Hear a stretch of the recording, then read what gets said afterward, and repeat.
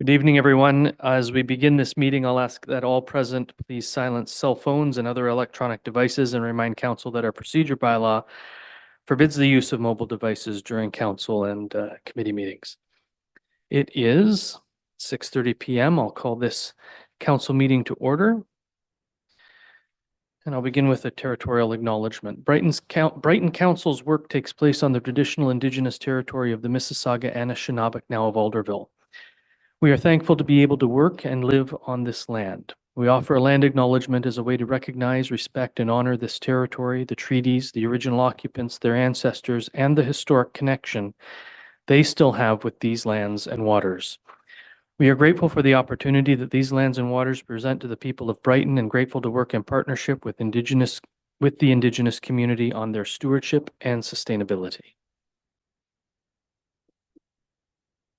I have a motion moved by Deputy Mayor Anderson, seconded by Councillor Fredis, that Council approve the March 25th, 2024 Council agenda as presented. Is there any discussion? All those in favor? There being none opposed, that motion's carried. Members of Council, do you have any declarations of pecuniary interest? And if so, please state the general nature thereof. Go ahead, Councillor Butwell. Thank you. We have a presentation this evening from Gift from the Heart, the dental charity, and they are a tenant of mine. Thank you. Anyone else? Are there any announcements this evening? Councillor Wielden. Thank you.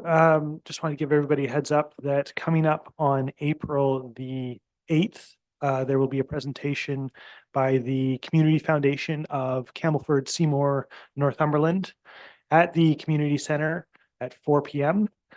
To unveil their Vital Signs report, which is a bunch of data about progress on a whole bunch of key issues in Northumberland. And I will be speaking there. Would you be able to send that out to us by email, please? Thank you. Copy the clerk's office if you would. Thank you. Any other announcements? I have two. The first is yet again we'll announce the retirement of Mr. Castleman. He keeps retiring and coming back, but this time we're finally getting rid of him. Bob, this is Bob's last council meeting in Brighton anyway. I don't know if Bob will end up going out on contract somewhere else, trying to stay away from council meetings forever and ever. I guess that'll be up to, well, probably up to Mrs. Castleman if she wants to hang around the house or not. Bob, again, I will trumpet your praises and say how grateful, how fortunate we've been to have you here in Brighton. You came into Brighton in some interesting times, as you know, and you helped calm our waters and rebuild our staff complement, all the while adhering to council's policies and rolling initiatives and direction. So you have my thanks on behalf of this council and the past one as well. Thank you, sir.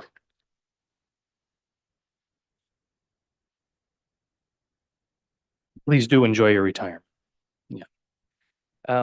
The other announcement is a sad one. As we all know, former Member of Parliament Kim Rudd passed away with ovarian cancer almost 2 weeks ago now, and I neglected to ask for a moment of silence at our council planning meeting. So I would like to do that now, if we could please just take a moment of silence in memory of former Member of Parliament Kim Rudd.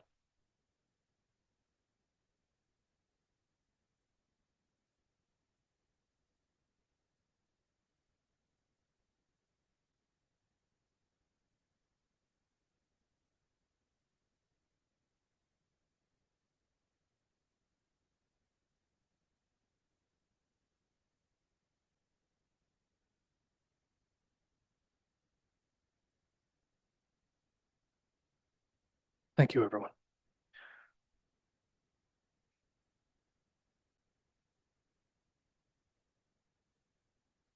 We'll move along to adoption of the minutes. I have a motion moved by Councillor Rowley, seconded by Councillor Wielden, that Council adopt the following special council meeting minutes for the purpose of CAO recruitment as presented: November 27th, 2023, December 4th and 5th, 2024, January 19th, 2024. Is there any discussion? All those in favor? There being none opposed, that motion's carried.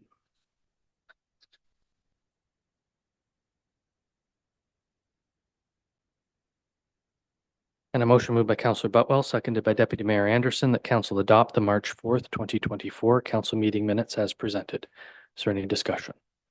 Those in favor? There being none opposed, that motion's carried.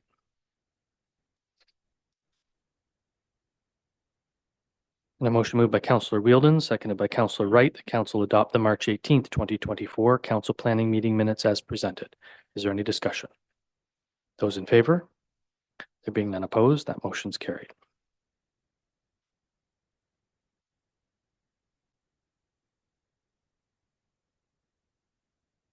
Which brings us to our public meeting. We have two items in the public meeting. The first being the budget presentation and the second being the water and wastewater presentation. I have a motion moved by Councillor Fredis, seconded by Deputy Mayor Anderson, that Council move into the public meeting March 25th, 2024 at 6:36 p.m. for public consultation of the 2024 budget as per municipal notice bylaw and for the water wastewater rate study as per the Ontario Municipal Act Section 400. Is there any discussion? Those in favor? There being none opposed, that motion's carried.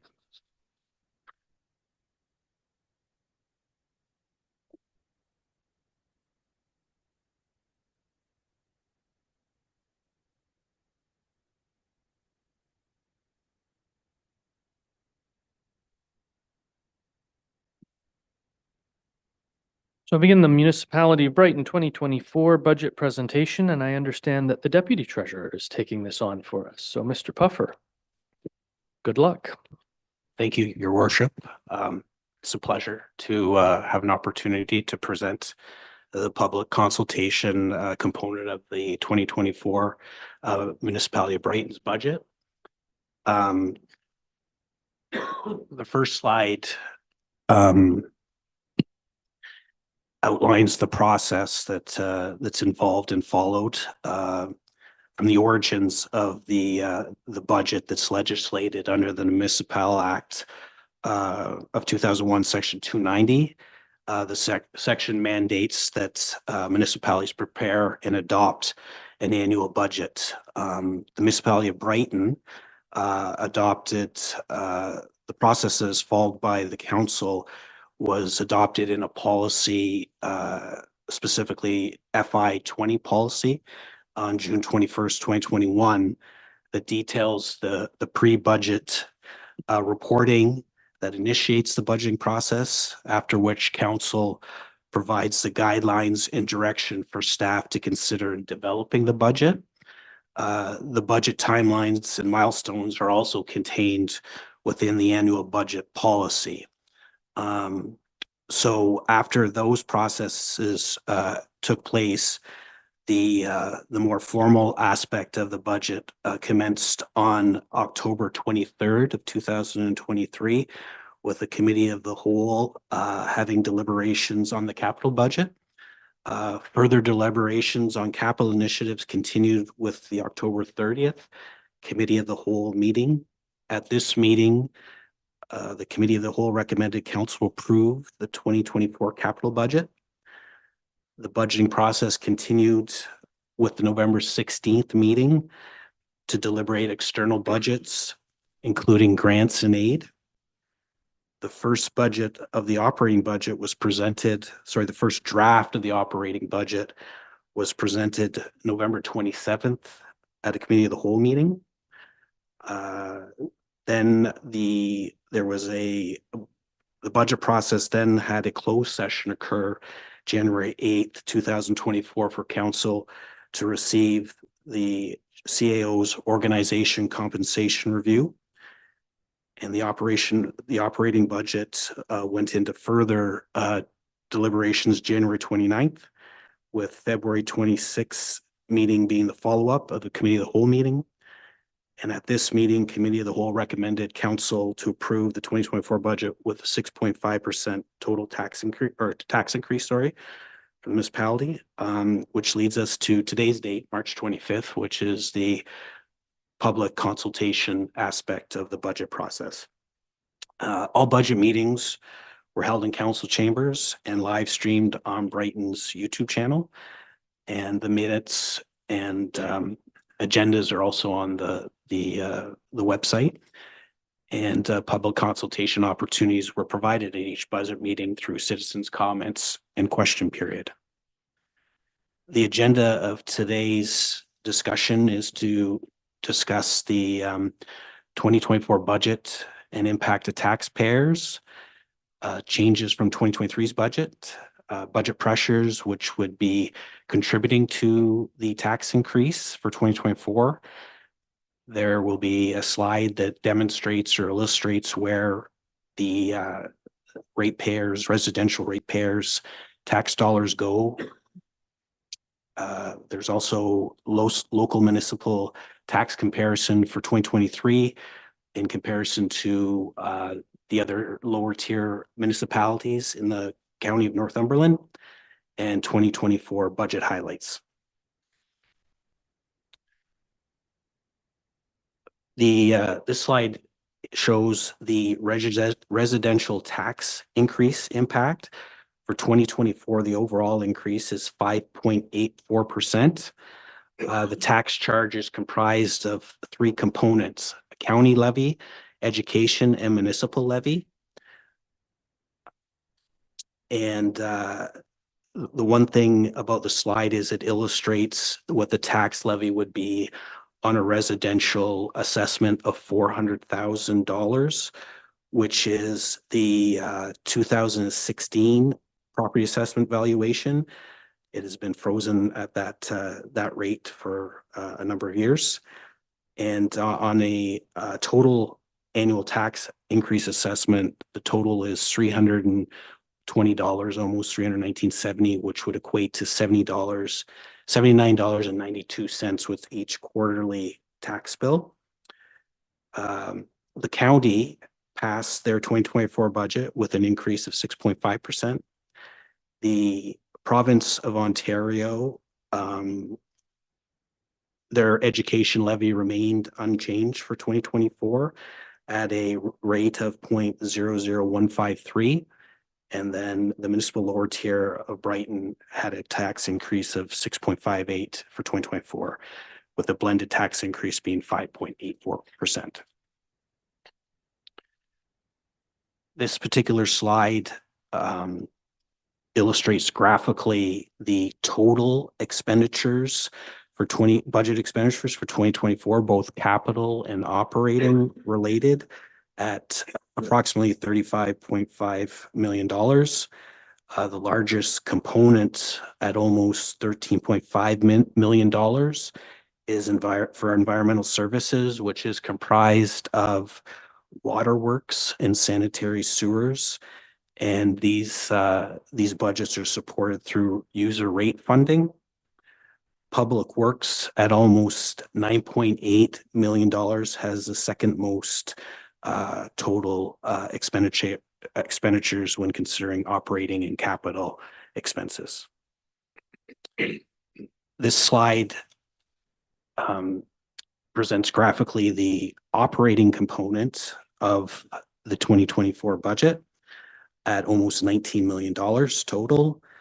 And again, Public Works is the largest contributor from operating cost perspective at almost 25.7% of the budget, and environmental services represent 18.15% of total operating expenditures.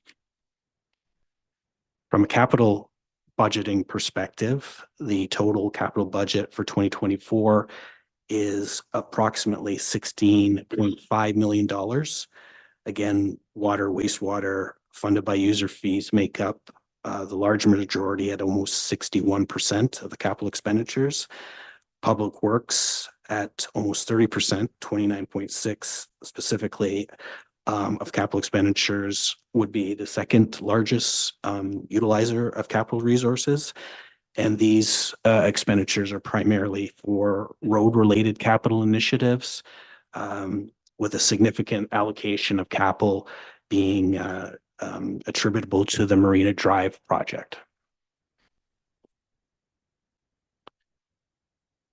The user rate support budget change slide here illustrates the environmental service, water, wastewater budget components. For 2024, the water department budget is decreasing by approximately $282,000. A significant contributor to the reduction is one-time expenditures related to maintenance and repairs from 2023 are not budgeted to reoccur in 2024. For capital on the water side, Main Street water main reconstruction from Ontario Street west to urban boundary will continue from 2023.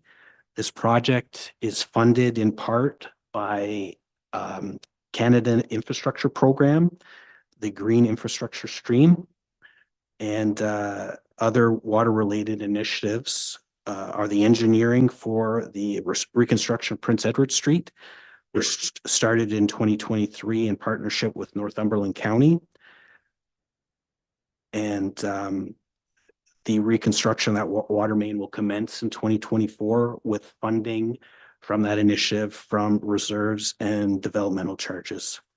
The bulk water station relocation project engineering that commenced in 2023 has been finalized, and construction is budgeted to occur for that project in 2024. And the Marina Drive main water main upgrades will be undertaken in 2024 budget as well. The operating expenditures for wastewater are relatively flat in comparison to 2023, with a modest increase of approximately $39,000. Capital expenditures for 2024 will increase by approximately $1.5 million over 2023 capital spending amounts, which engineering and design costs attributable to the wastewater plant upgrades and pumping station will contribute to that in 2024, as well as the sewer-related costs for Prince Edward Street reconstruction in partnership with Northumberland County.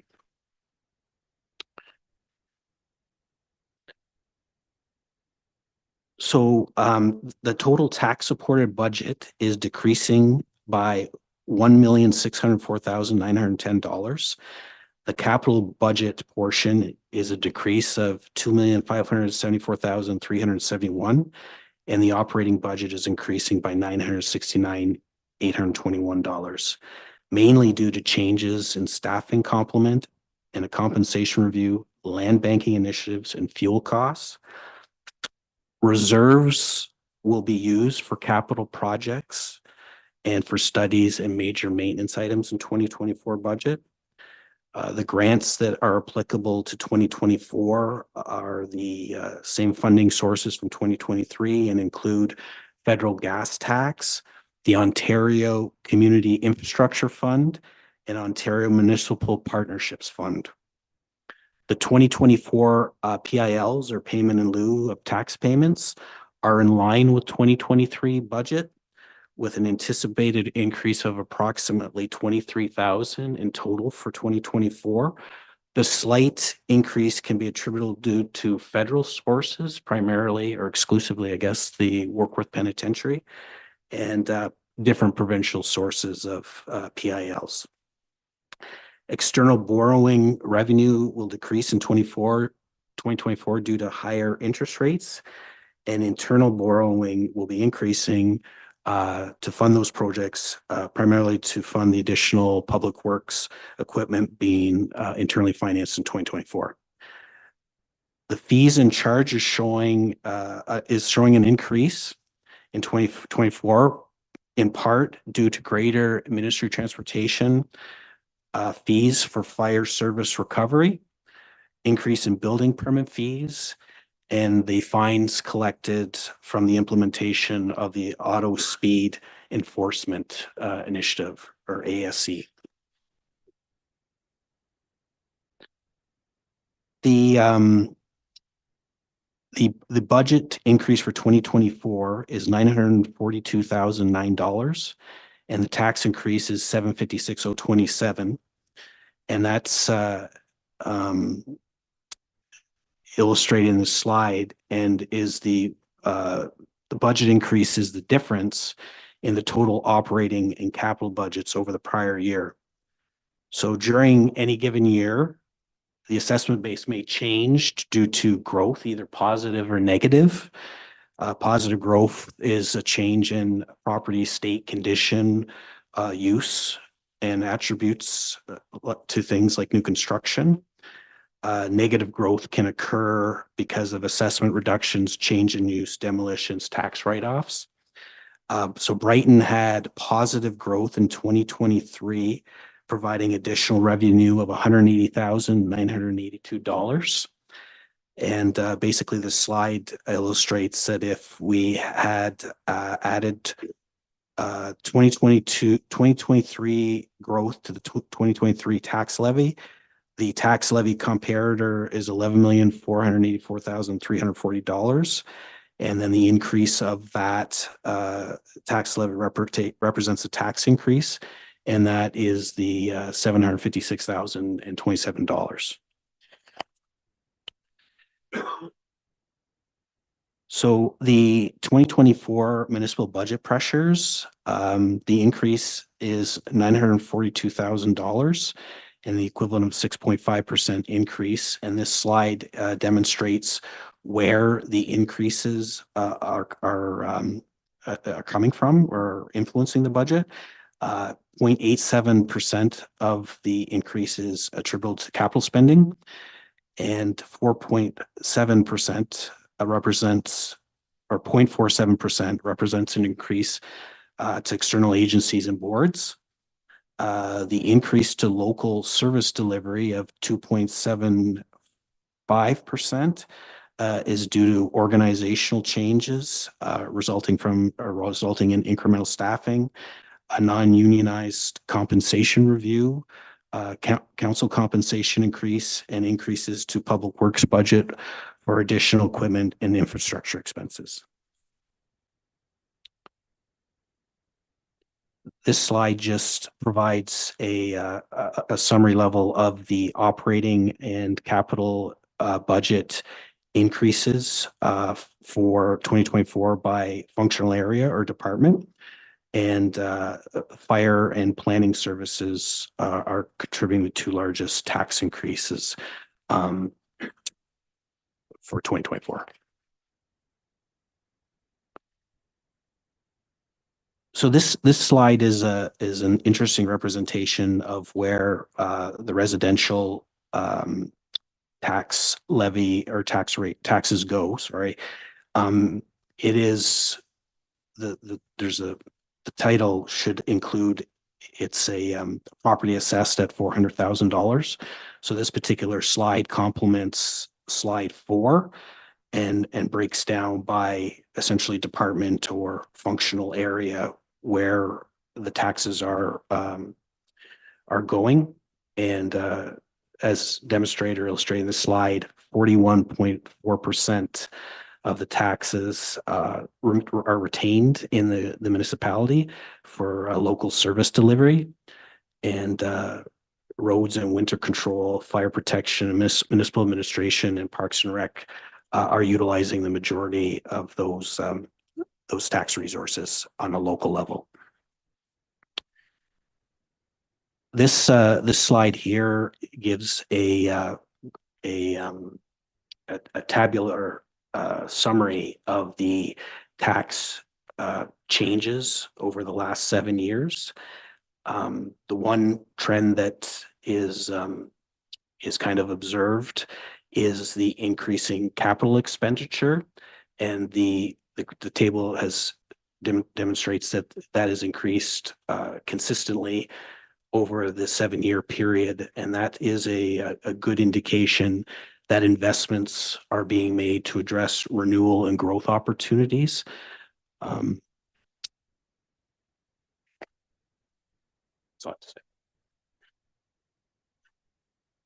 This slide compares the other municipalities within the Northumberland County second tier. And I think this has consistently been how Brighton rates, but we're the third lowest, which is, I think, probably desirable. in that a property assessed at $400,000, the top Port Hope urban cost is their taxes on that assessed value is $6,892. On the low end is Hamilton Township, where taxes would be $4,909 on a $400,000 assessment. And Brighton is $565 higher than that at $5,474 for 2023 taxes. So this part of the presentation goes into the 2024 budget highlights, which may be a bit more riveting than the statistical commentary. In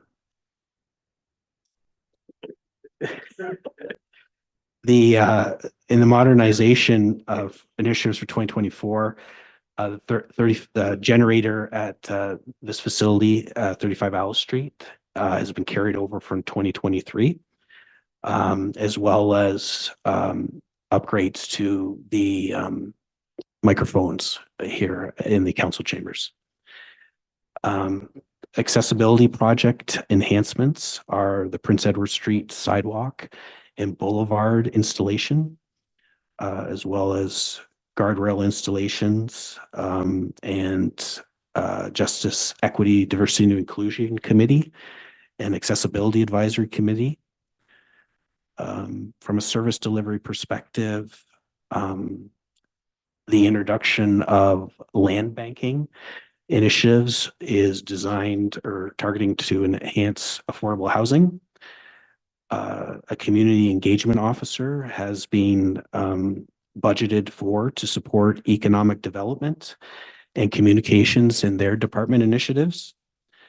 Traffic calming measures will be addressed through the Automatic Speed Enforcement Program, or ASE, as well as a transportation master plan. The fire master plan implementation with the design of the new fire hall being the centerpiece of that, as well as enhanced training and added administration support have been included in 2024 budget. The Sustainability Committee, the completion of the Climate Action Plan is budgeted for completion in 2024 budget. Organizational review, bylaw enforcement personnel would be added to support the short-term accommodation as well as the automatic speed enforcement and enhanced bylaw enforcement. And project technologists positions would be added to internalize design, tendering, and support project management to facilitate quicker cycle time and reduce costs in project implementation.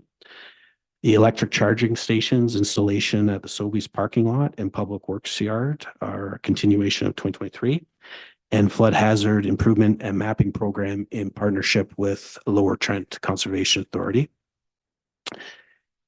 For environmental services, highlights for 2024 budget are a truck and plow with harness, which is a carry forward from 2023.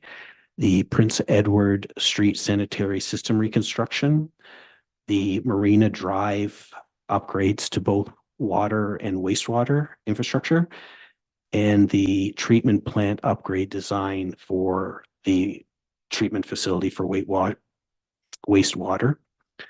Water has the bulk water station construction for 2024, which is carried over from 2023, as well as Prince Edward and the completion of the water upgrades for Main Street. This list identifies the partners that contribute to the success of the municipality of Brighton. And the supporting our community. This is a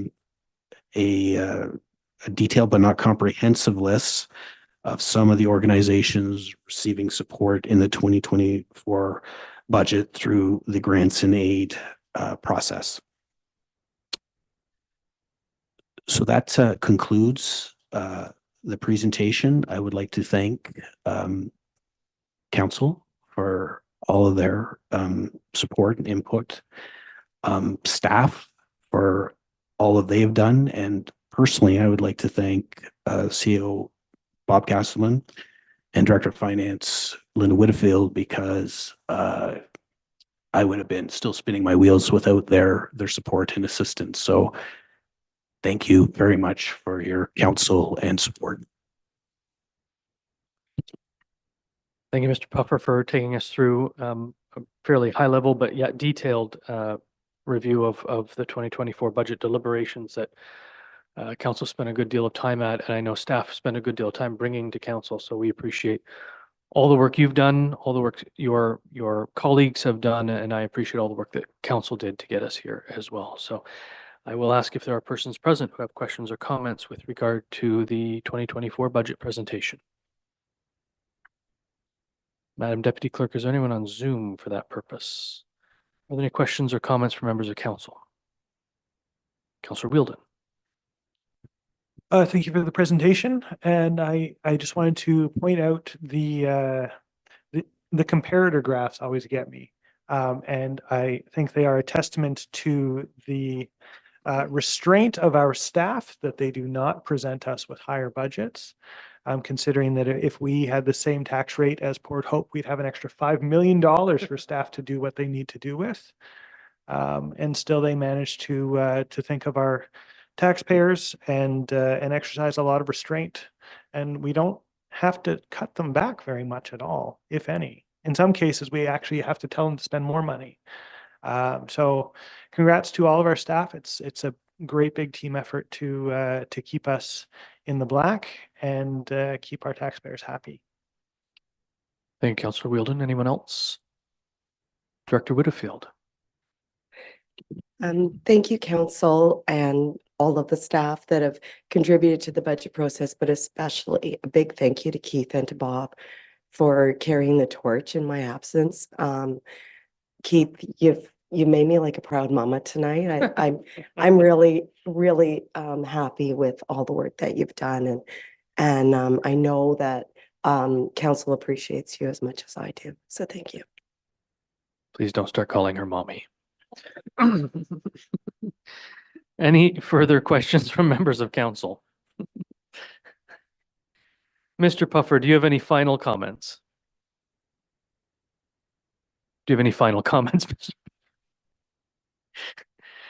Deputy Treasurer, do you have any final comments? None. Thank you, but thank you very much. Thank you. I have a motion moved by Councillor Wright, seconded by Councillor Wheeldon, that council receive the comments from the public, regarding the 2024 municipal budget. Questions or comments from members of council on the motion? All those in favor? Being none opposed, that motion's carried. The next step will be bring forward a budget bylaw. Is that correct, Madam Director? Yes, we'll try to get that done for April 1st, as well as unless there are other changes to the fees and charges. Thank you. April 2nd. I'm not going to be here April 1st, so yes, April 2nd. The next presentation is the Water and Wastewater Rate Study. Who's going to take us through this one? Or is anybody? No? Mayor Ostrander, this is just a public meeting that's mandated under Section 400 of the Municipal Act. And this is an opportunity for the public to ask questions of council or to provide comments to council in advance of a bylaw being passed. And this was the presentation that was already provided to the public. Is that correct? That was provided at the last regular council meeting by Peter Simcisco. Thank you for that. Are there persons present who have questions or comments with regard to the Municipality of Brighton Water and Wastewater Rate Study? Madam Deputy Clerk, is there anyone on Zoom for that purpose? Are there any questions from members of council? I'll ask the Treasurer if there are any final comments. No, Mayor Ostrander. Thank you. I have a motion moved by Councillor Wright, seconded by Councillor Wheeldon, that council receive the comments from the public regarding the Water Wastewater Rate Study. Is there any discussion? All in favor? Any opposed? Motion's carried.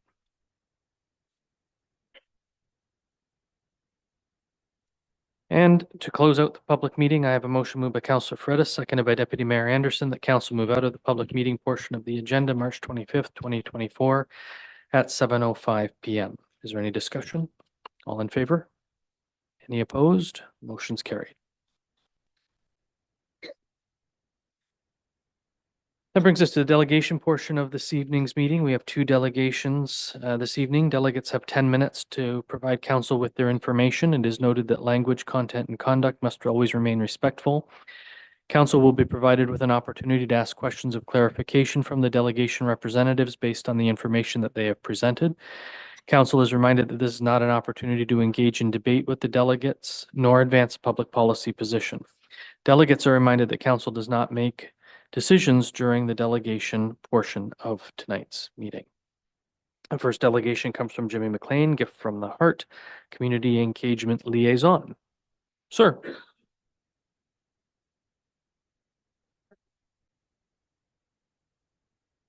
Thank you, Mayor Ostrander and Council. Today we're going to answer 5 questions: what, who, why, how, and when. Question number 1, what are we discussing? Well, tonight we're going to be talking about what Gift from the Heart has already accomplished and the impact it has had in the Bay of Quinte and Brighton, and outline our plan to affect change with those who need our help the most. Question number 2, who are we? Well, Gift from the Heart is a Canadian nonprofit charity finding solutions to accessing emergency and preventative oral health care for the underserved members of our community. But this is also who we are. Meet Courtney, owner of the Boardwalk Burgers here in Brighton. This entrepreneur has struggled with oral health care her whole life. Through the dynamic relationships and common goals and values of many in our community, we've been able to create a success story that has tangible ripple effects felt well after Courtney sat in our chair. Can you believe that there is a business owner who cannot afford or did not have access to adequate dental care? We are here to dismantle the preconceived notions of who the underserved are and who it is that are accessing charitable programs in our community. Why we do what we do?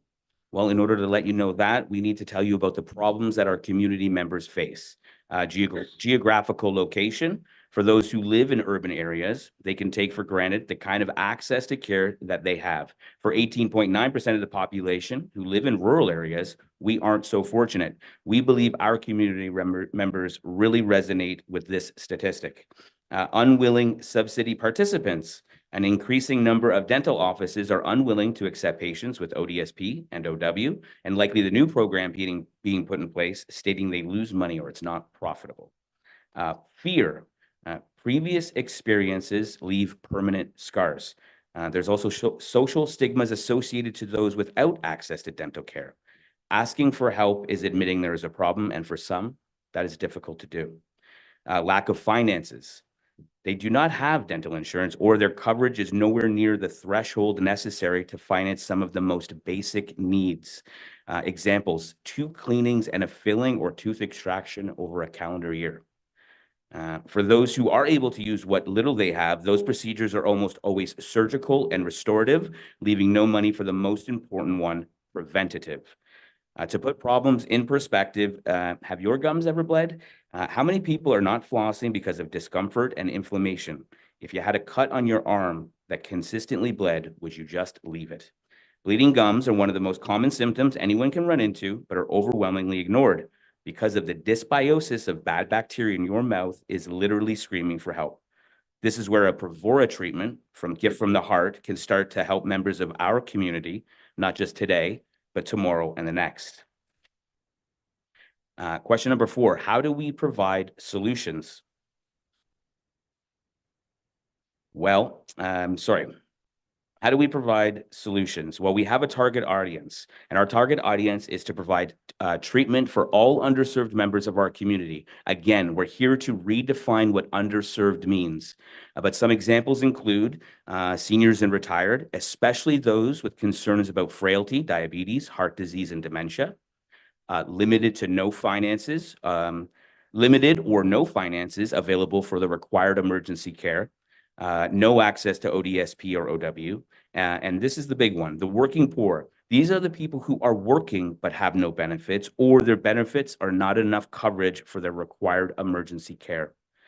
And then we also have our outreach dental clinics. In true entrepreneurial spirit, Gift from the Heart has created a unique design to providing oral health care to the underserved members of our community. Right here in Brighton, we have our outreach dental clinic, which is currently operational. In the Bay of Quinte at Loyalist College, we have a mobile outreach clinic that is currently operational. Those implications are, the implications with that being we can literally take this clinic on the road and set up where our help is needed the most. And this has now also become a working template that can be replicated. In addition, Gift from the Heart is being proactive by offering this life-saving product to those who need it the most, the underserved members of our community. The typical patient gets their teeth cleaned 3 to 4 times or more a year. These costs alone are in excess and out of reach for many in our community. Provora would cut down cleanings by 50% or more, freeing people from pain and freeing up space in our dental chairs and emergency rooms. But what is Provora? Provora is a chlorhexidine-based product. Chlorhexidine is an antiseptic used to sterilize for pocket surgeries and in healthcare practice to reduce pocket depth in periodontitis and to treat gingivitis.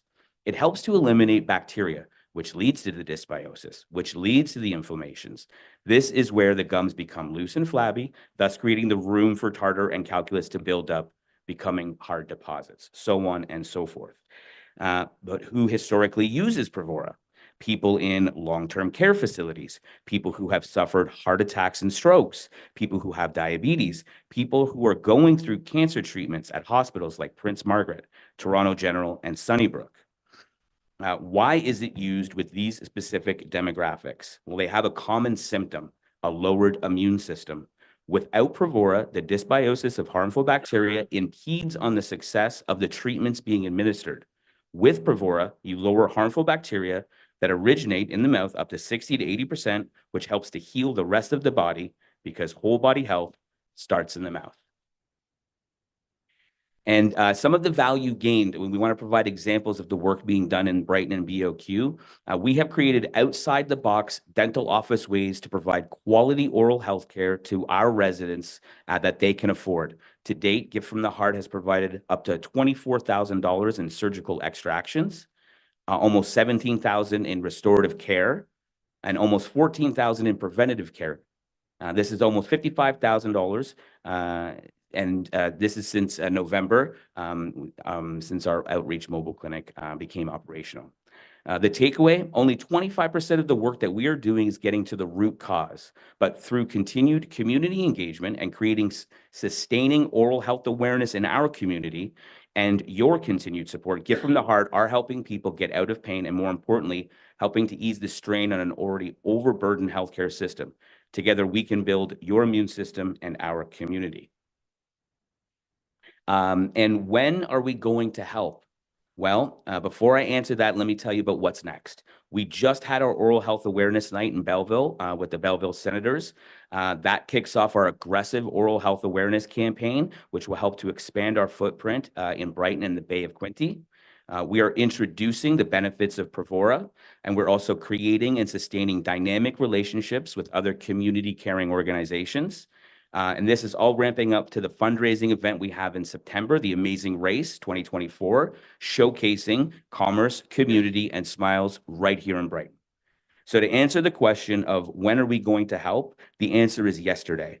That said, we wanted to reinvigorate oral health awareness in our community and let the municipality of Brighton know that these are just some of the initiatives Gift of the Heart has for the Bay of Quinte and for Brighton. And to conclude, we'd like to thank the municipality of Brighton for their continued support and once again invite City Council to continue to be champions for Gift from the Heart by creating a safe place for information and collaboration. We will continue to find solutions to accessing emergency and preventative oral health care for the underserved members of our community. Thank you. Thank you, Mr. McLean. I'll open the floor to questions of clarification from members of council. Seeing none, that tells me you did a good job. Thank you. Thank you. And I understand you want a photo. Actually, we thought that if there was a notification of the check presentation. We'll do it then. We'll do it all. Perfect. Yeah. Okay, thank you. We'll see you after check. Appreciate that. I have a motion moved by Councillor Wheeldon, seconded by Councillor Wright. The council received the delegation from Jimmy McLean, gift from the Heart Community Engagement Liaison, gift from the Heart, update on number of Brighton residents using services provided at GFTH Outreach Dental Clinic and on the GFTH Amazing race. Questions or comments on the motion? Councillor Wright. Actually, I would like to ask just one question, if that's okay. I would just wanted to know, do you have an actual number of Brighton residents that use the program? We do, we can provide that. Would you, Bev Mind or picking up? Jimmy, would you mind please coming to the microphone for the answer? The people on YouTube can't hear you answer if you're not into the microphone. Thank you for asking that question. Yes, we do have stats on that. I didn't provide them specifically just for Brighton, but I believe because our outreach center has been here longer in Brighton than it has been operational in Belleville, that it's about 42% of the people that we saw in those numbers that is just specific for Brighton. We're doing a lot of Provora treatments right now. And that's just where I just came from across the street, was that has really ramped up here in this area. Thank you. Any other questions before Bev leaves the microphone? Thank you very much. You're welcome. All those in favor of the motion? Are there any opposed? Motion's carried.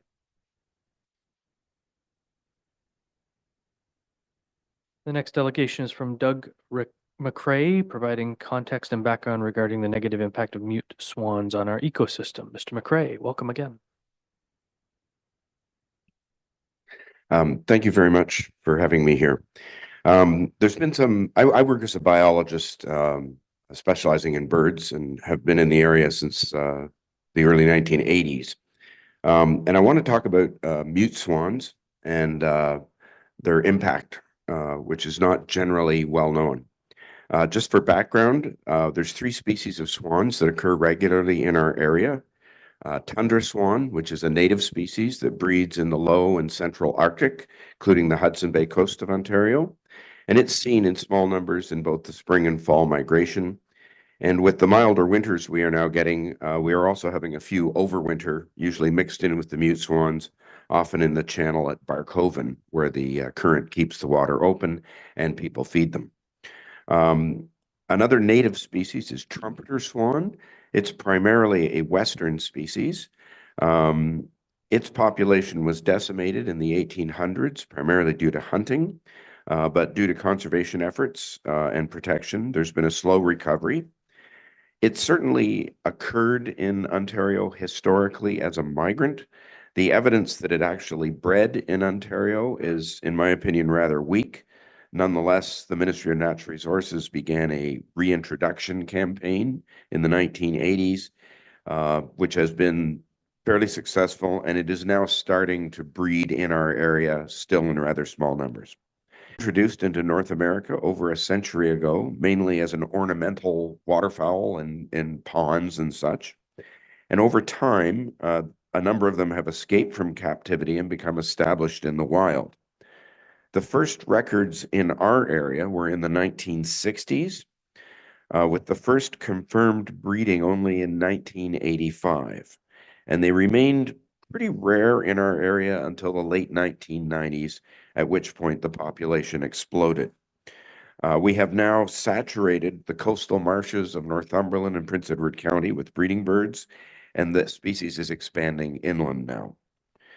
The ecological impact of mute swan has been well studied, and it is severe for native species and habitat. Most regions that have a significant population of mute swans, places like Long Point on Lake Erie or Chesapeake Bay in New Jersey, have recognized the environmental cost this species brings and have undertaken aggressive control measures and have largely eliminated them from their areas. Presqu'île Bay has recorded winter concentrations of over 900 individuals, and dozens of pairs breed in our marshes. We now have the largest population of feral mute swans in North America here. And to date, there has been no action undertaken to or proposed to control their numbers. The Presqu'île Bay Wetland Complex, the marshes that surround the bay, are considered the most important wetland site on the north shore of Lake Ontario.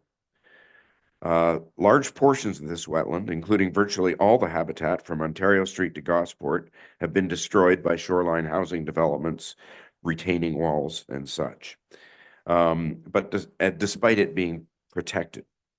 50 years ago, our marshes teemed with wetland species. Birds like black tern, which were once common, are now gone. Other wetland specialists like common gallinule, American and least bittern, pied-billed grebe, the endangered king rail, and even muskrats are now much less common than historically. And although there are several factors are responsible, such as development, introduced grasses like Phragmites, the general intensification of shoreline buffer habitats, in my opinion, one of the greatest threats is the extreme abundance of mute swan. The species is highly aggressive, especially around its nest site, and drives off any and all intruders with gusto. This harassment has left much of our wetlands a virtual biological desert. Between their breeding behavior and the denuding of the aquatic plant community that they feed on, mute swans have had a severe impact on the quality of our precious wetland and all of the species that depends on this ecosystem.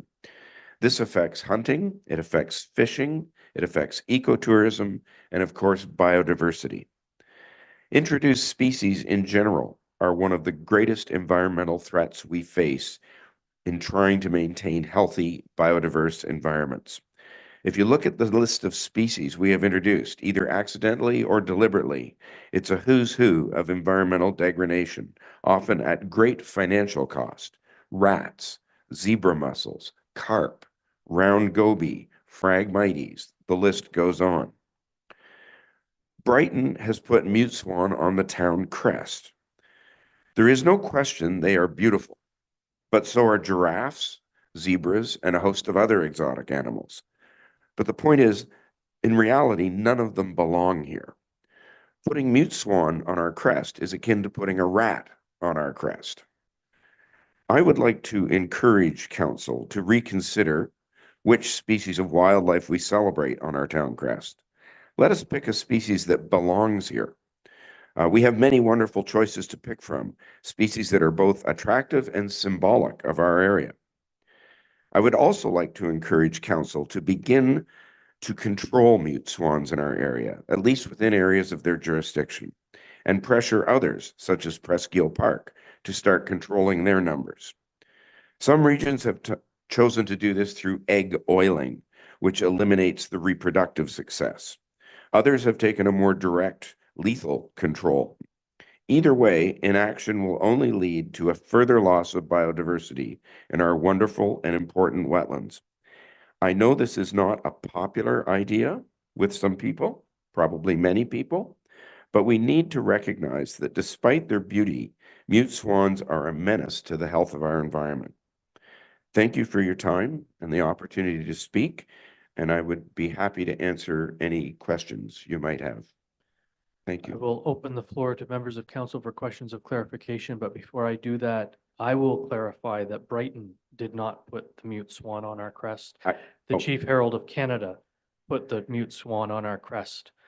Sorry, who? The Chief Herald of Canada. We applied to Her Excellency, the Governor General's office, and the Chief Herald bestowed the crest upon us. Okay. It wasn't our choice. I appreciate that. My apologies. We did accept it. Yeah. Okay. Perhaps with some ignorance, but I did not know that. Thank you. part of the motion you Yep. see in the council package today comes from the Okay. recognition that this is an invasive species. Doesn't belong in our bay, probably doesn't belong on our crest. So Thank you. just point No, of clarification. Now I'll open the floor to members I of appreciate council. that. Councillor Butwell.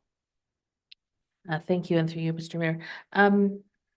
I think you may have answered my question right at the end.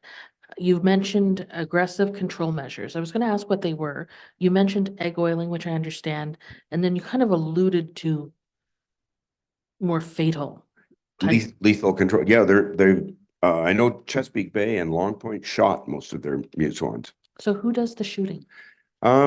The Canadian Wildlife Service was one of the people, and then a big chunk of the wetlands in Long Point are owned by a private duck hunting club called the Long Point Company, Mhm. and they went out and shot most of their swans in a few years. So in our bay, we would be looking at the first option perhaps? Probably. I just, maybe, Yeah, I mean, some of the main partners, Presqu'île Park, it has the bulk of the breeding population. And I think, you know, most people wouldn't accept a lethal control. So, but egg oiling or destruction of nests to eliminate reproduction in a course of 10 to 15 years, that would reduce the population. But I would also say the sooner we can do it, the better, because everything is under great stress. so we would want to leave it up to people who can recognize which nest is which. Well, no, yeah, I mean, there's only 1 or 2 pairs of trumpeter swans nesting in the bay. They're virtually all mute swans. Nature Conservancy would be another significant partner in that, who have a lot of swans. It has been suggested to me that if the protection of the mute swan was removed, the waterfowl hunting season would take care of the problem on its own. Maybe I know that, just as a bit of background, when the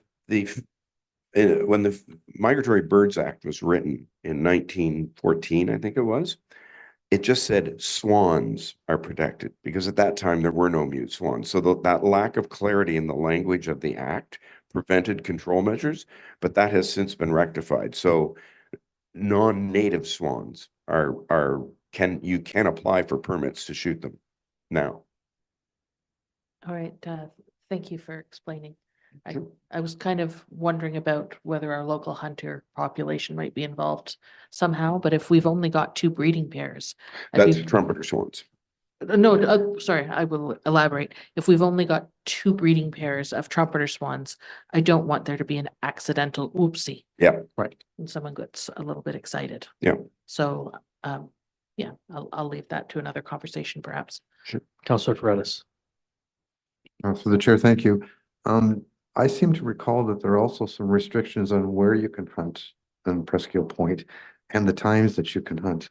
So that provides perhaps even more limitations on that as a viable option for curtailing this community, and maybe points more towards the egg oiling process.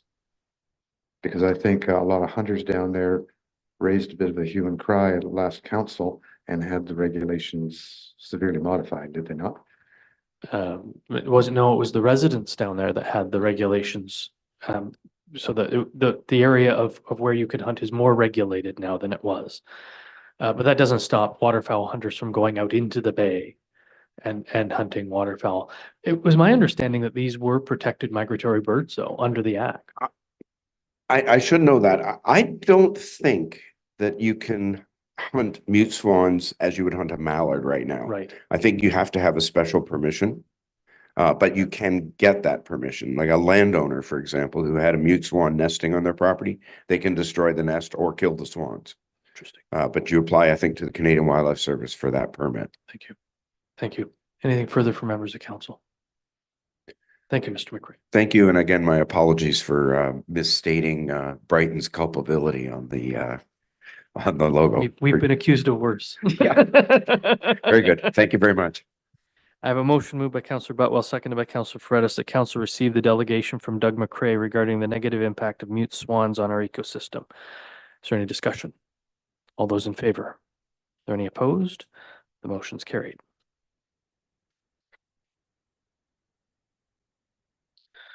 Madam Clerk, are you aware of any citizens' comments this evening? Thank you.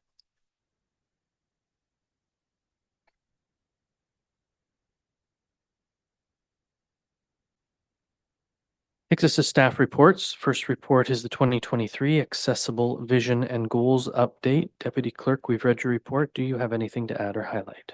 No, I do not. I have a motion moved by Councillor Fredis, seconded by Deputy Mayor Anderson, that council receives the 2023 Accessible Vision and Goals Update for information. Is there any discussion? Councillor Wheeldon?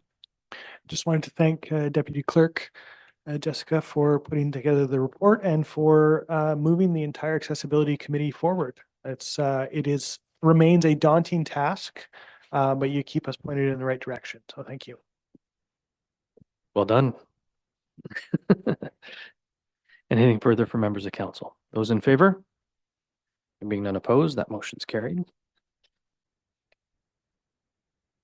Next report is the logo branding public consultation. Mr. Hagerman, we've read your report. Do you have anything to add or highlight?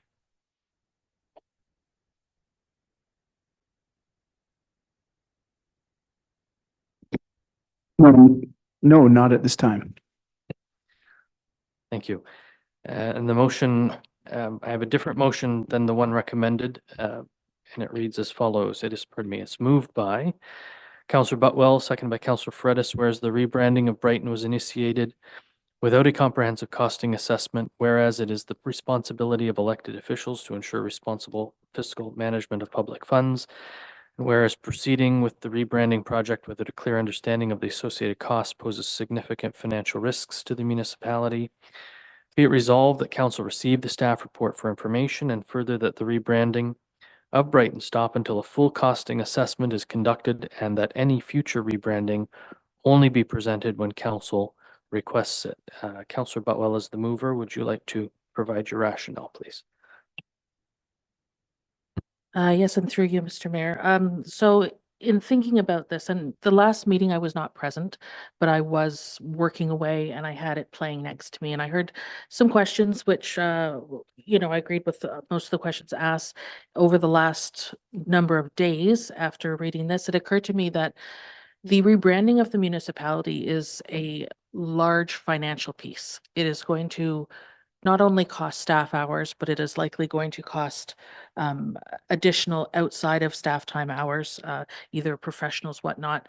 But the implementation of it is huge. We are looking at a whole fleet of vehicles, equipment. We're looking at stationery across the board. We're looking at signage throughout our municipality, advertising that we've undertaken in our municipality and beyond. We don't have any costing associated with that. I have been through a rebranding before, not of a municipality, but of a large organization, and it was incredibly time consuming and very, very expensive. This seems like this should be the type of thing that would be an undertaking, a project that we would consider through the capital budget. Perhaps we can have a discussion about whether we'd like to go down that road and maybe bring it in as part of the budget for next year.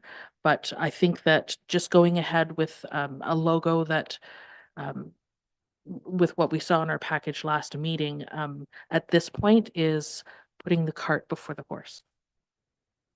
Thank you for that. Any further comments from members of council? Go ahead, Councillor Wheeldon. Thank you. I think I was on record last time we talked about this as saying that I do like the idea of rebranding, but it is a point well taken that we didn't have numbers to look at. So that makes sense to me. Anything further? Councillor Wright?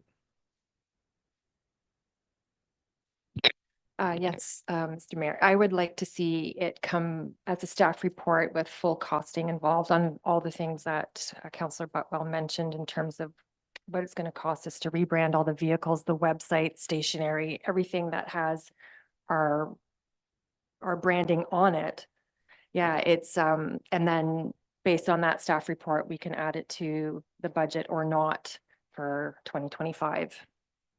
Yeah, I'm not seeing anything here that would suggest we would be changing any logos or anything this year anyway. We would go through the rebranding process, I would suggest in 2024, come up with whatever it is, or maybe not, come up with whatever it is we want to see Brighton branded as. And then in theory, we would be then ready to provide the actual rebranding of the things in 2025 through the budget process. But it's probably a great idea to have the costings come forward, and we can carry on after we get that information. Fair enough. I don't think that anything I've said hinges on any changes that we need to make in this motion. The motion is clear that we get a cost assessment, and then we move forward as we wish to after that. As council wishes to, yes. Councillor Rowley. Thank you, Mayor. I totally agree with my colleagues. Reading the report, I'm not so sure that I'm even in favor of receiving this report regarding what we have here. And as far as input from the public, I certainly would like to see that. I'm not sure it should be based on this particular logo at this stage. Since our last council meeting and we saw the initial logo, really have probably heard more negative comments, negative, should I say, not complimentary comments based on what we received. So at this stage, I would maybe like to just start right over the idea of the costing, certainly, and maybe just put it out without just asking for input from the public on this particular logo. Wait to see what kind of logos maybe they could come up with. Very well. So let's get the costing report back, have a conversation what that looks like, and perhaps provide direction to staff on how to move forward with a rebranding exercise or rebranding consultation. Councillor Butwell. Thank you again. So not just the cost of the material, but the perhaps also an implementation schedule, because it's not something that can be done overnight. It's going to take multiple years, and those figures are going to change over time. Our fleet's going to change. And I realize that the vehicles are just one part of it, but having branded a vehicle before, it is a huge cost. And we've got a minimum of 3 pieces on each, say, for example, a truck. So I would like to see if council is going to ask for a costing, which I think would be under a separate motion, because this motion was that it cease completely until we request it, that we be very specific in what it is we're asking for. That's it. That the rebranding of Brighton stop until a full costing assessment is conducted. Mhm. Yeah, and with including a timeline.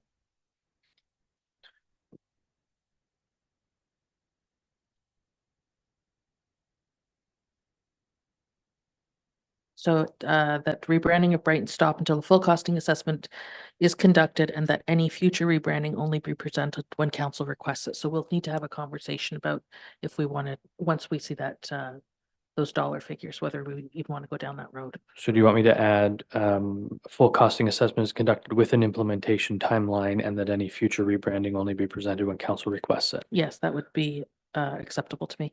Because With my second. my thinking is that we would get the cost assessment and the timeline implementation, and then we would say to staff, let's proceed with a rebranding. Okay. And here's how we would like to see that rebranding exercise roll out. Yeah, okay, Okay? Yep. Fair enough. fair enough. Anything further from members of council? Councillor Fredis, I have added with an implementation timeline as a seconder. Are you okay with that? Thank you. All those in favor? Any opposed? The motion's carried.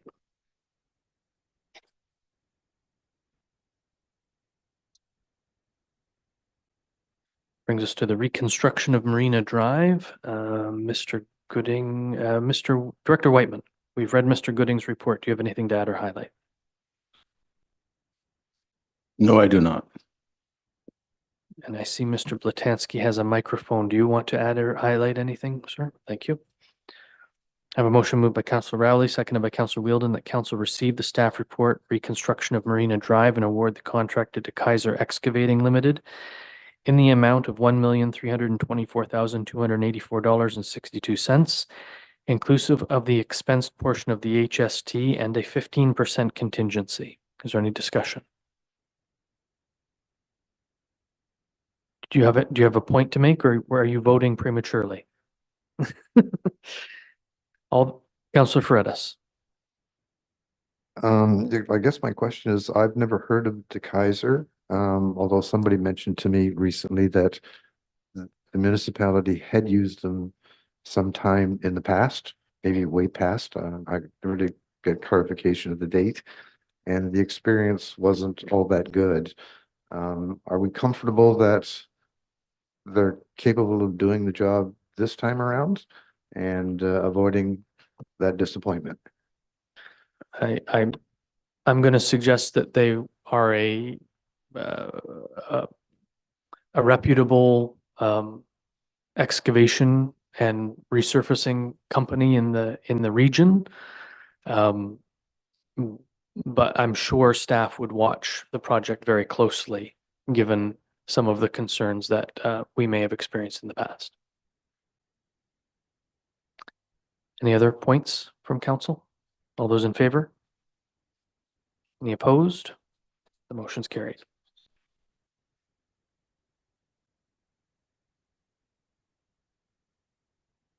Next staff report is regarding fleet procurement new 2023 and 2024 model truck results.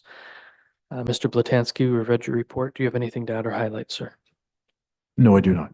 I have a motion moved by Councillor Wheeldon, seconded by Councillor Rowley, that council receive the staff report, fleet procurement new 2023 and 2024 model truck results, and award tender PW 2024-01 for the procurement of a fleet of 4 2023-2024 model year trucks to James Braden Ford Limited in the amount of $301,050, inclusive of the expense portion of the HST. Is there any discussion? Councillor Rowley. Thank you. Mr. Blatansky, are these all 2024 model vehicles? Mr. Blatansky. Through you, your worship, to Councillor Rowley, no, they are not.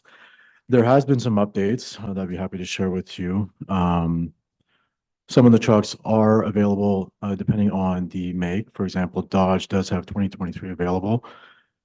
Ford, we just received an email today, so we wanted to double check to make sure that these vehicles were available to us sooner than later for a number of reasons. So Ford, James Braden Ford had informed us today that there are no longer 2023 vehicles available. Now they're 24s. So with the 24s, there would be an increased cost of approximately $1,500 per vehicle. So with saying that, we also looked at the second bid, which was Dodge, and the Dodge cost was approximately per vehicle about $2,000. Difference is with Dodge, to date, we found out from both companies, both that were lowest bid. Dodge was, for availability purposes, 3 of the vehicles were available today, which highlighted some areas for us, for the main fact being that we have a wastewater truck that I took out of service personally due to safety reasons. The rocker panels were completely rusted through. I fit half of my hand into the rocker panel. So that means if there was any kind of impact, that truck would fold up, for lack of a better word, like an accordion. So completely out of service. When we spoke with Ford today as well, James Braden Ford, they could not guarantee us delivery dates. And now with the increased cost of $1,500. Councillor Botwell. Thank you, and through you to Mr. Blatansky. So we have two, the submission 1 and submission 2, they failed to quote on a 4th vehicle. Any visible reason why? Like, did it? Through you, your worship, Councillor Botwell. Yes, for a couple of reasons. Availability, one of them. Sometimes 2 tons are a little bit tricky. So for Dodge, it's regular 2 ton. For Fords, they're called F550s. Those are just for truck and chassis. That's not including the box, which usually we tender out for aluminum boxes. So more availability. With the 2 ton costs, we thought about tendering that separate, but the issue with that is that, for example, last year we tendered just 1 truck. We only had 1 bidder, and it was extremely high. So sometimes you run into those situations where you're better to group them together, and then you can benefit from fleet discounts. For example, some of the discounts range anywhere from $7,000 to $14,000 depending on the truck. And I ask only because those 2 were the lowest. Obviously, we're missing a vehicle. But if I was to just average those out on the cost per vehicle, it would seem that we're getting a much better price per vehicle on those 3, and those would potentially be available sooner. Like if we look at the difference between, say, just the lowest Finch Auto Group in, I think is it Scarborough or North York or something like that up Mhm. there. They are $110,000 apart. Would one vehicle be $110,000? So talking about the 2-ton, Yeah. the 2-ton just base with no box, no attachments, anything, you're at around 99,000. So after all your attachments, all your lights, all your hookups, including your box, you're anywhere from 110 to 115. So if you take that 110 or 115, again, approximate, Mhm. and adding it to that one, I think it's 191, Mhm. you're somewhere around the 305, 306 mark. So we're in the same range. We end up being roughly in the same range. Pretty much. But the Braden Ford, sorry, my eyes are going wonky. They don't have vehicles, you said, or they're all just the 2023s has just been sold. Yes, so how do I put this? With Ford, they're very high demand. Mhm. So usually what dealers will do, they'll deal between each other and try Mhm. to buy vehicles from them, but they need the commitment. For example, my Ford truck, which I purchased, I waited 8 months for mine. That's just my personal truck. Some of the things that we run into issues wise, we have students that are starting in the next month or so, which will need a complement of vehicles, as well as our mechanics truck is completely out of service, as well as the wastewater truck. So after the phone calls today and the emails back and forth, it's looking like Dodge is a little more attractive. It's a little bit more of a cost. It is still under budget, but as But- far as availability, Okay. And are they all like the super crew cab? Like they're all the big, like what we have? yes. They're all like those? Okay. Okay. Thank you.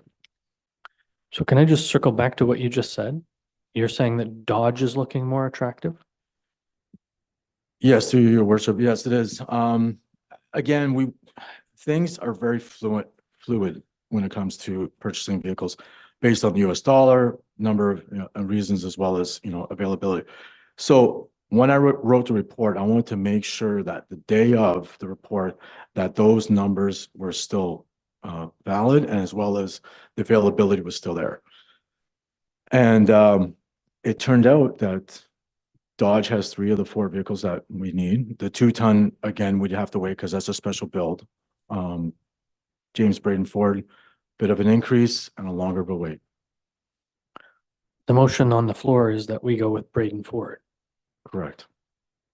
Is that still your recommendation? No. Okay. I just want to make sure we're all talking the same language. So your recommendation this evening would be Blue Mountain Chrysler. Yes. Okay. All right, we're going to continue to debate the motion on the floor, everybody, just FYI, and we can have a conversation about changing that if that's what we want to do. Councillor Wright. Yes, thank you. I had to think what my question was there for a second. What was the issue with the electric vehicle? That it was you're not going to go for an electric vehicle now? Mr. Blazanski. In an environmentally conscious municipality? Yes, through your worship. Great question. Yes, I am actually an advocate for electric vehicles. I had a hybrid myself. Some of the issues, again, it becomes very fluid as well. I went to the car show recently, spoke with Ford, and some of the electric Ford trucks right now, you can get them in XLT, Lariats, all those. They're starting to move away from a little bit, and they're starting to go for more of a hybrid look, because the issues that they're running into is one, towing capacity, as well as winter ops. For example, batteries like to stay hot. So when it's really, really cold outside, you don't get that as long of a range, if you will. So those are some of the things that we were looking at to saying, is this going to be a right fit for right now? Now, I'm not saying in the next 2 or 3 years, we don't go with electric vehicle or possibly even a hybrid for cost savings. But at this point in time, with the updates and some of the unsureties, even pertaining to fires, I think the chief could maybe possibly even weigh in as well about how long does a vehicle burn for if it's an electric vehicle. And some of the studies show that there was even one vehicle burning up to 9 days. They had to submerge it underwater. So that was a little bit of a flag for me. But again, that being said, technology is changing every day. So who's to say in a year or 2 years from now, we purchase something else that's electric? If we had to submerge it underwater, would we find a mute swan habitat to do that in? I'm just asking for a friend. I'm not sure. Councillor Paredes. Through the chair, thank you. Councillor Wright, just to add on to what Mr. Blatensky said, some of us have talked to Ford dealers recently about their Lightning, and you may be aware that Ford has cut production of the Lightning by 50% because it's not moving. One of the reasons it's not moving, it has some very significant software issues and glitches that they haven't been able to resolve, and that's putting a damper on demand. So I agree with Mr. Blatinsky's assessment. It's a little early in the game. We have 10 years to hit 2035 to be there. It's a little premature to do it now because there's just too much change in technology, and until Ford gets it right. Additionally, the mayor asked my question about what is it we're buying, Fords or Chryslers. And I'm glad, Mayor, that you clarified that, so I now understand we're buying Chryslers. Interestingly enough, I had a comment I was going to make about Chevys. Oh, I know, Mr. Blatinsky, you talked about shopping for your Ford and it taking you 8 months to get one. I shopped for my new Chevy and it only took me 4. So lead times vary by manufacturer, depending on where they are in the cycle. And I'm glad to see that we're adaptable enough and the numbers are close enough that we can move when we need to move to get vehicles in a timely fashion.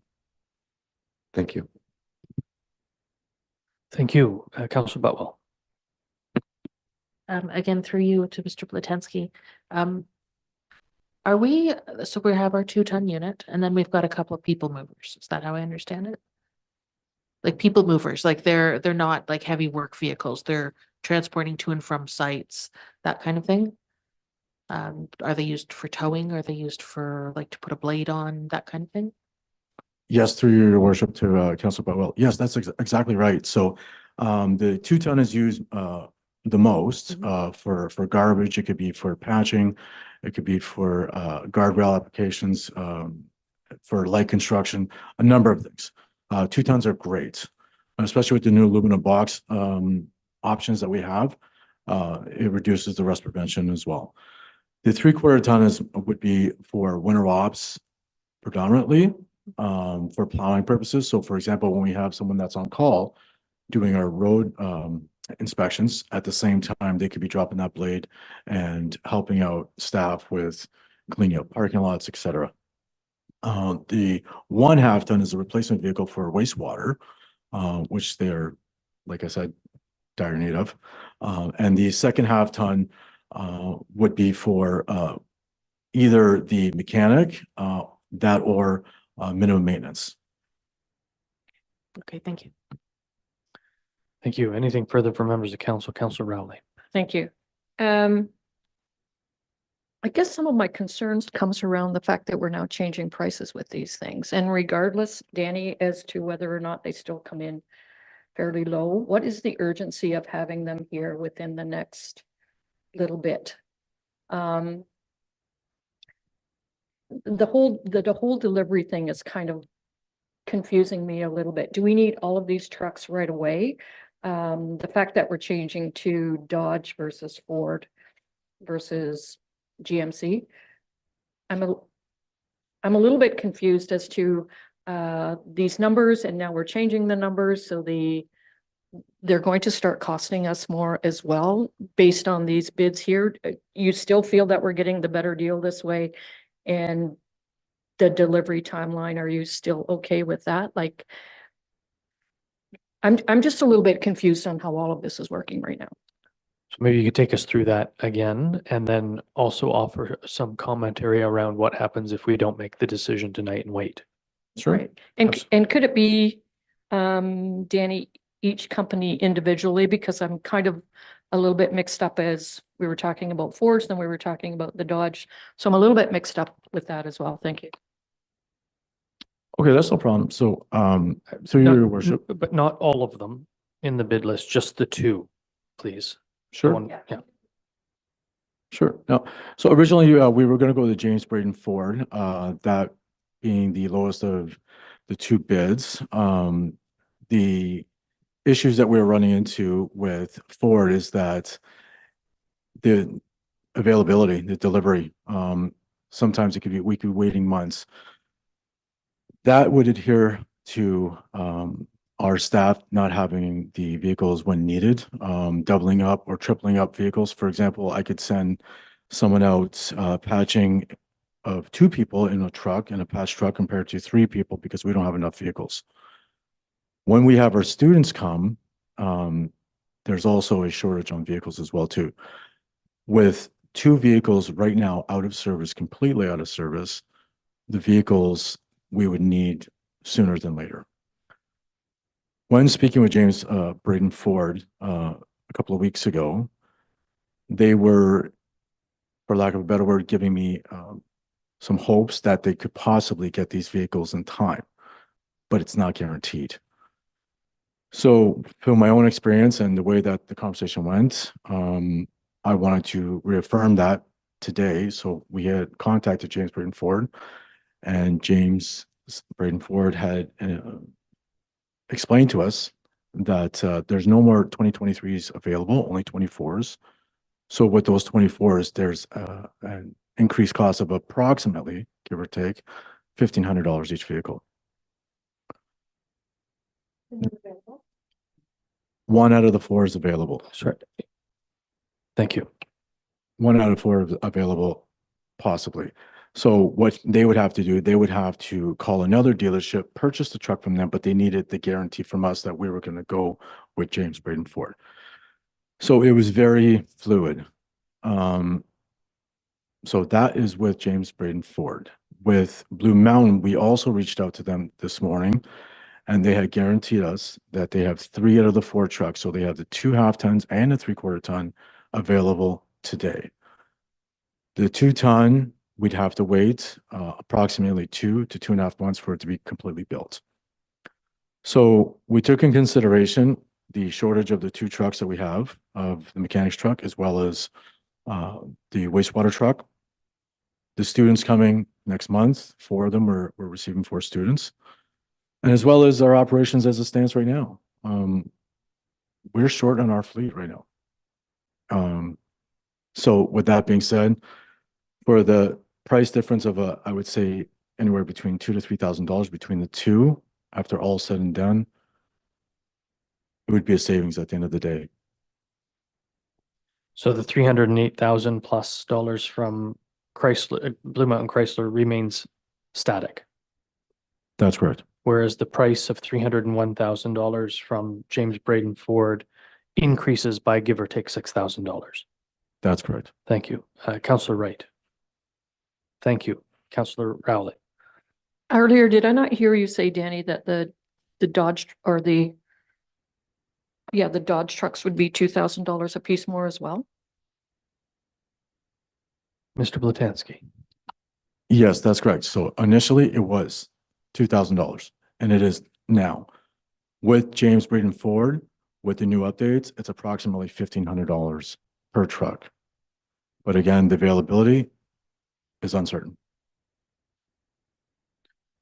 But sorry, so the $2,000 more for the Chrysler product is already detailed in the report, whereas the $1,500 extra for the Ford is over and above what's detailed in the report. Is that That's what right. I'm hearing? Thank you. Councillor Fredis. Thank you, to the chair. So you've just kind of summarized what I was coming to. It would appear that then when you add the new increase from Ford, because they can only supply 2024s, your differential now is only like $1,000. But you still have some timing issues, whereas the Dodges are readily available, and it addresses some critical needs, particularly with the wastewater vehicle. Do I understand that part correctly? That's correct. Okay. The other thing that I would tend to support that move. Let me tell you my experience. Even though I got my Chevy in 4 months, I had a VIN number in the first 2 weeks, which told me it was built, but getting it shipped from the factory was a bear. There is a severe shortage of rail cars to move trucks around North America, and the Canadian market comes second. If you've got it here now and you can get your hands on it, get it. Because heavens only knows how long you could be getting it. If your was 8, and with the buying season now starting up, it could easily turn into 9. So for $1,000, I don't know why we're kind of mucking around. Councillor Wheeldon left the chamber at 7:58 p.m. and returned at 8 p.m. I have you're done. Anyone else? Okay. So the question that I have of the mover, Councillor Wheeldon, is do we want to vote on the motion as it's presented, which reads James Braden Ford for $301.50, or do we want to make a friendly amendment to change that to Blue Mountain Chrysler for $308,627? Councillor Wheeldon. I'd like the friendly amendment, please. And Councillor Rowley as the mover. Are you okay with that?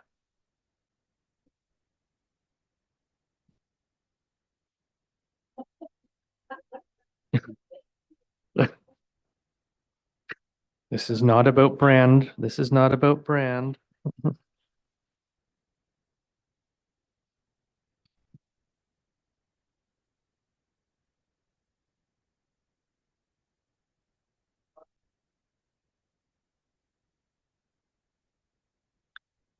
The motion now reads, in replace of James Braden Ford Limited, Blue Mountain Chrysler Limited, and in replacement of $301,050, $308,627. Understanding for the edification of the public that $301.50 would actually be in the $307,000+ range anyway. Anything further from members of council? All those in favor? Any opposed? The motion's carried.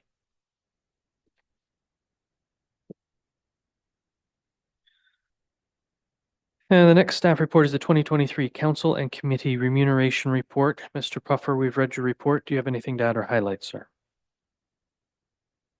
And he's...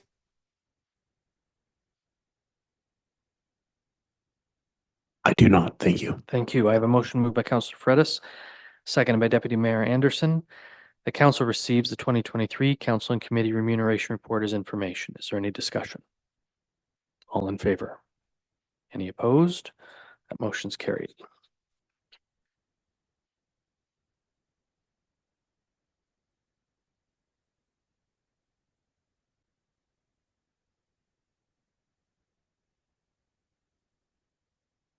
And a motion that came from, as a notice of motion a couple of weeks ago, it's moved by Councillor Rowley, seconded by Councillor Fredis. Whereas mute swans are an introduced species in North America, originally brought from Europe in the late 19th century, and whereas mute swans have established large populations in various regions of Canada, including the Brighton area and Presqu'île Bay, and whereas mute swans can have significant negative impacts on ecosystems, displacing native waterfowl, consuming aquatic vegetation, and contributing to water quality issues.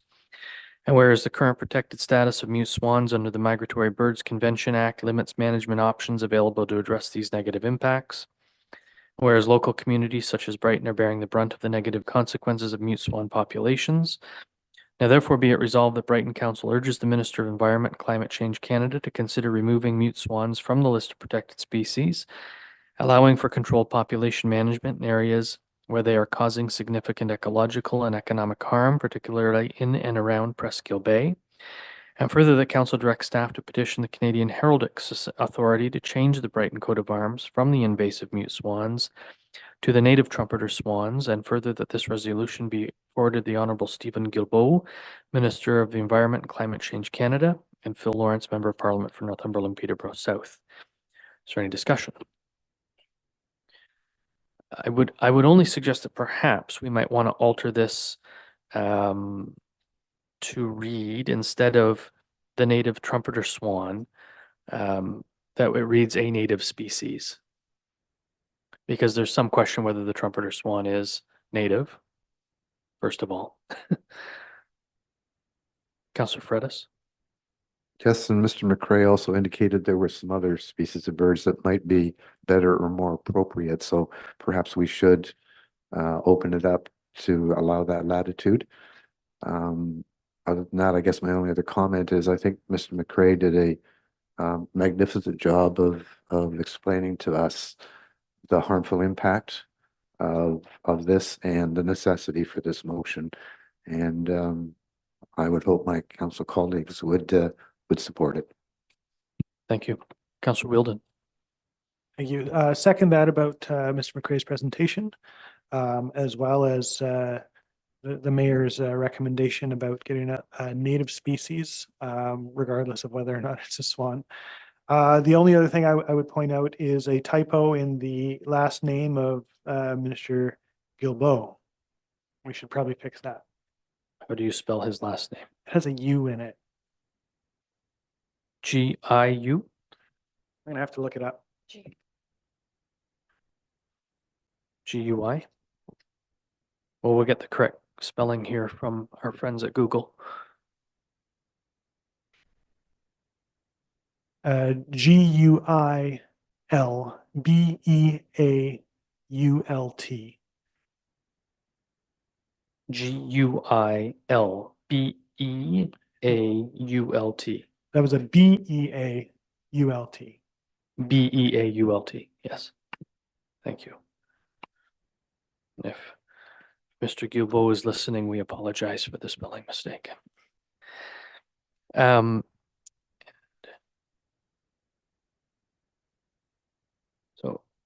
Councillor Rowley is the mover. I've changed the native trumpeter swan to a native species and the spelling of Mr. Guilbeault's last name. Is that okay with you? Councillor Fredis as the seconder, you're okay with that? Councillor Rowley? Thank you. Regarding native species or local species, does it need to be a bird? I'm thinking Brighton has just adopted a flower, the wild columbine, I believe. If we're going to change something, should we do it all at one time? So this is just to petition the Canadian Heraldic Authority to make the change. It's their coat of arms that they've bestowed on us, so they need to make the change for us. Oh, and so they'll pick what we need to? Yeah. Yeah, the Herald makes these decisions. I think we get some input, but we didn't get a lot last time. Go ahead, Councillor Wright. I'm not sure what you said there now that you've said that, but can we make the wording native to Brighton or Presqu'île Bay area so that we get a little bit more specific into what we're looking for and that they are aiming a little more true? I look to the mover and seconder if they're okay with changing this to a species native to Brighton.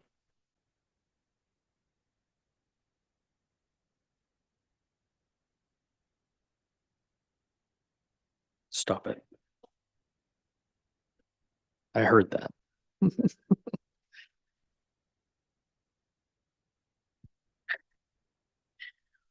Okay, anything else? All those in favor? There being none opposed, that motion's carried. Madam Clerk, if you have trouble deciphering the dog's breakfast here, I'm happy to help out.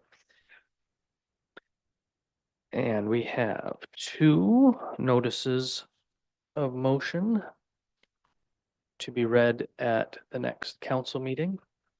We'll let everybody go through those at your leisure. I have no unfinished business listed on this agenda, bringing us to bylaws.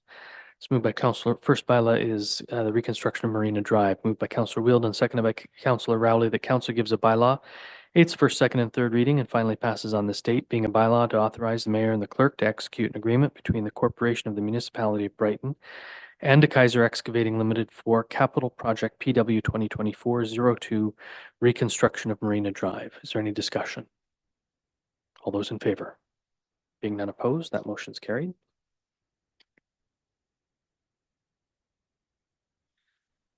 And moving on to reports and minutes of advisory committees of council and review teams. We have a recommendation coming out of the Accessibility Advisory Committee meeting of March 8th. It's moved by Councillor Rowley, seconded by Councillor Wheeldon, that council receives or supports the recommendation from the Accessibility Advisory Committee meeting of March 8th, 2024. And if supported, I read the next portion. So Councillor Rowley, as the mover, are we supporting or receiving? Thank you. Councillor Wheeldon, are you okay with that? Thank you. And further, that council directs staff to add a budget line item to the Accessibility Advisory Committee budget for committee member transportation of $300 for committee members to be reimbursed their costs for use of public transportation to attend committee meetings. Is there any discussion? Those in favor? Any opposed? That motion's carried.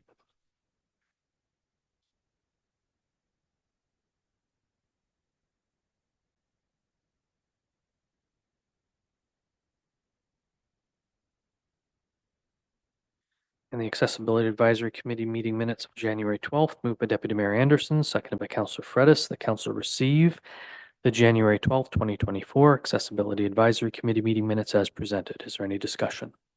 All in favor? Being none opposed, that motion's carried. Environmental Sustainability, moved by Councillor Fredis, seconded by Deputy Mayor Anderson. The council received the November 28th, 2023 Environmental Sustainability Advisory Committee meeting minutes as presented. Is there any discussion? All in favor? Being none opposed, that motion's carried.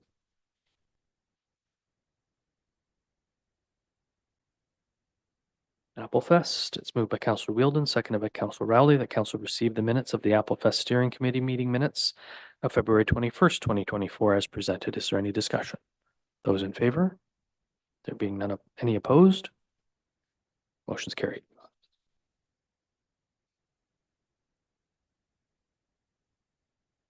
Heritage Advisory, moved by Councillor Butwell, seconded by Councillor Fredis, that council receive the January 15th, 2024 Heritage Advisory Committee meeting minutes as presented. Is there any discussion? Those in favor? Any opposed? Motion's carried. And moving on to reports and minutes of statutory committees, boards, and external agencies. The first is the Intermunicipal Task Force on Housing. It's moved by Councillor Rowley, seconded by Councillor Wright. The council received the March 4th, 2024 meeting notes of the Northumberland Intermunicipal Task Force on Housing and Homelessness as information. Is there any discussion? All in favor? Being none opposed, that motion's carried. Lower Trent, moved by Councillor Fredis, seconded by Deputy Mayor Anderson. The council received the Lower Trent Conservation Authority Board meeting minutes February 8th, 2024 as presented in correspondence of provincial changes affecting Conservation Authority permits. Is there any discussion? Those in favor? There being none opposed, that motion's carried. Brings us to correspondence, direction items, endorsements, communications, petitions. First comes as a request from Autism Ontario for the proclamation of April 2nd as World Autism Day. It's moved by Councillor Rowley, seconded by Councillor Wheeldon, that Council of the Municipality of Brighton does hereby proclaim April 2nd as World Autism Day. Is there any discussion? I will note that staff have purchased a World Autism flag and it will fly at the municipal offices after the Easter holiday. All those in favor? There being none opposed, that motion's carried.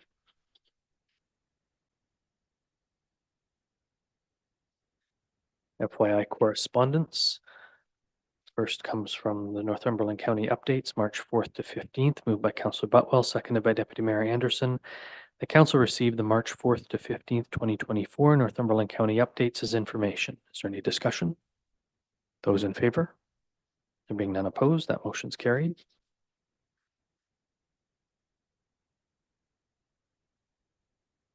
And relay running adventure to raise funds to support Jack Org Foundation. Moved by Councillor Wheeldon, seconded by Councillor Wright. The council received for information the relay running adventure May 18th, 2024 to raise funds to support the Jack-Org Foundation. Is there any discussion? Those in favor? There being none opposed, that motion's carried. That brings us to question period. Are there any questions from the member of the gallery? I take it there's no one online for that purpose.